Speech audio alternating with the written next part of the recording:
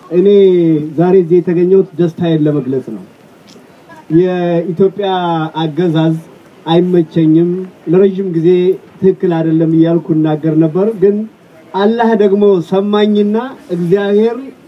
ወያኔን ሰላምን እንዲነካ አደረገልኝ በጣም ደስ ያለኝ ነገር ቢኖር ይሄ ነው በእውነት ነው እኔ ክርስቲያን ነኝ እንደምታውቁት ግን I'm proud በእስላሞች I'm so proud በእናንተ እውነቴን ነው በጣም ይሄ ነው ሰው ማለት መብቱን የሚያስከብር ነው ሰው ማለት ከሰው እኩል ነኝ አንተ ከኔ አትበልጥም አንተ እኔን እንደፈለክ ልታረኝ አትችል ብሎ ማለት የሰው መመዘኛ ያ ነው ስለዚህ በዚህ አንድ አመት ያሳያችሁ ጽናት ለኢትዮጵያ ትልቅ ታሪክ ነው የማይረሳ ትልቅ ታሪክ ነው በእውነት ነው ምለውና በጣም ነው ደስ ያለኝ መቀጠል አለበት አሁንም ቢሆን ነው ምለው እንደው ወያኔን እያሳበደ ሞር እስላምን እንዲነካ ያድርግልኝ ነው ምለው በእውነት ያመናል በምንም አይነት የፈለገ ይሁን የፈለገ ነው ምለው እውነቴን ነው ምለው የማይሞከር ነው የሞከረው መጥፊያው በዚህ ነው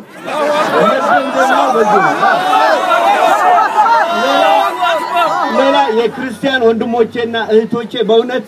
ከጥሩ ወንድም መማር ያስፈልጋል አይደለም እንዴ ከጥሩ እህት መማር ያስፈልጋል ከመጥፎ ወንድምም ደግሞ መጥፎነቱን መራቅ ያስፈልጋል ስለዚህ ክርስቲያኖች በእውነት ከሚያኮሩ የእስልምና እውነት ወንድሞቻችንና እህቶቻችን ልንማር ይገባል ልንነሳ ይገባል ጊዜው አሁን ነው መነሳት አለብን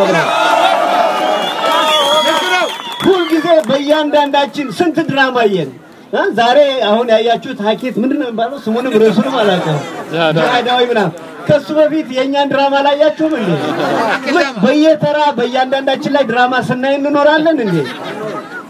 በእውነት አንደኛ ከባህላችንም እኮ ውጪ ነው በየትኛው ባህል እንደመጣን አላውቅም እንጂ በኢትዮጵያ ውስጥ አንድ ሰው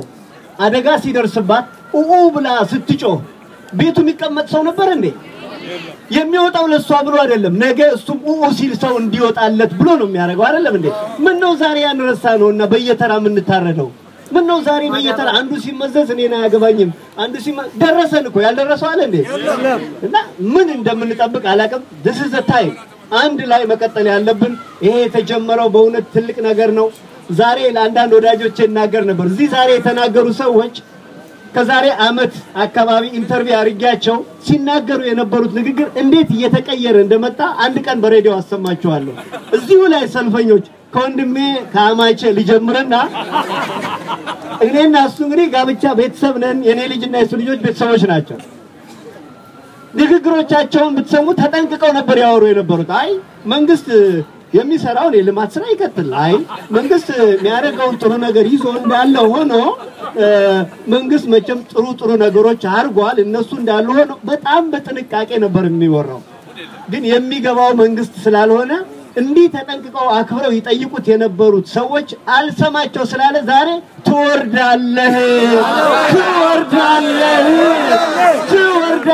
ያሉት ነው በጣም አላህ አክበር የሚያስብለው ዛሬ ነው በጣም እና አልፎ ሄደ ጨራሻ ሁሉንም ነው የሰው ትግስት እንዲህ ነው ስለዚህ ሁላችንም አንድ ነን በቃ ነው ምንላቸው በቃ ነፃነት አንድነት ህብረት መብታችን ይከበር ድምጻችን ይሰማ